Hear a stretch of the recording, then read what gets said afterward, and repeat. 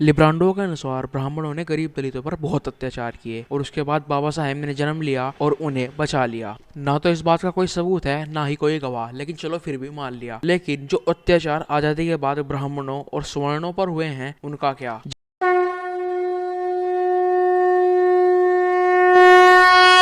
जय श्री राम भाइयों, मैं प्यार के और हम आज बात करेंगे विष्णु तिवारी जी के और आरिफ मजीद के बारे में। वीडियो लास्ट तक देखना, तभी आपको पता चलेगा कि भारत का संविधान कैसे धर्म के हिसाब से भेदभाव करता है।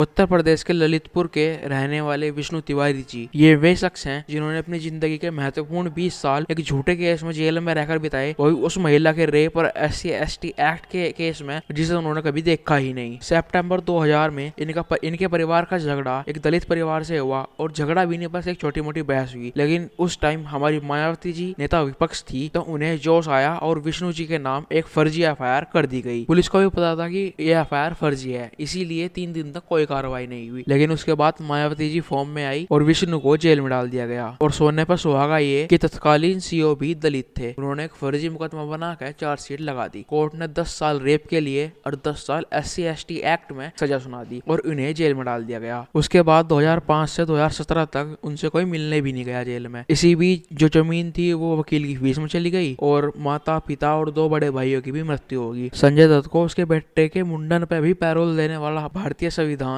विष्णु को 4 मृत्यु के बाद भी उनके अंतिम संस्कार के लिए कोई पैरोल नहीं मिली। ऐसा नहीं है कि न्याय नहीं मिला, न्याय मिला। कब मिला? जब उनकी 20 साल की सजा पूरी हो चुकी थी, वो भी उस जुर्म की जो उन्होंने कभी किया ही नहीं। इंसाफ मिला पर तब मिला जब उनके पूरे परिवार की मृत्यु हो चुकी थी। जो थोड़ी बहुत जमीन थी वो बिक चुकी थी, एक छोटा घर था वो खंडर बन चुका था, लेकिन हाँ, न्याय जरूर मिला।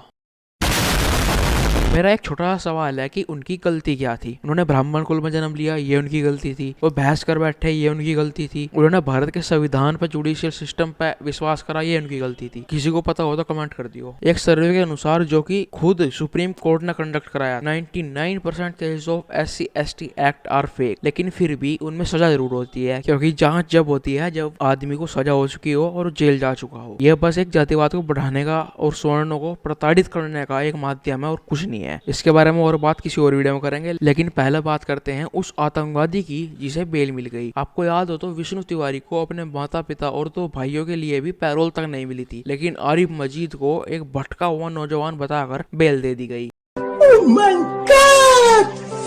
Wow! आरिफ मजीद 2014 में 3 और लोगों के साथ सीरिया गया था ISIS में शामिल होने। उसने वहाँ 6 महीने ट्रेनिंग ली और उनके लिए लड़ा भी, पर उसके बाद पता नहीं क्या तो हुआ, वो वापस आया और भारत में उतरते ही गिरफ्तार कर लिया गया। 5 मार्च 2021 को बॉम्बे हाई कोर्ट ने ये कहते हुए जमानत दे दी कि ये तो 21 साल का एक पढ़ा लिखा नौजवान है, ये भटक गया था, इसे माफ कर देना चाहिए।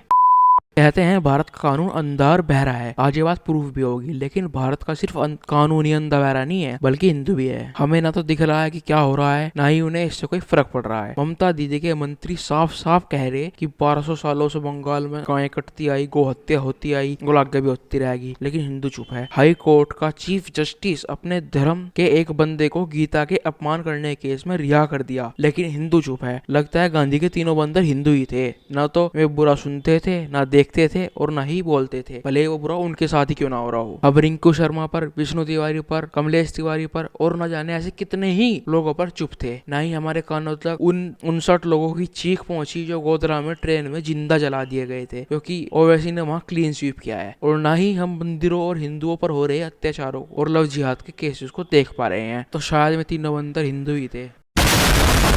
तो बस आज की वीडियो में इतना ही। वीडियो पसंद आई तो शेयर कर दियो, बाकी आपको पता ही है क्या करना। राम राम।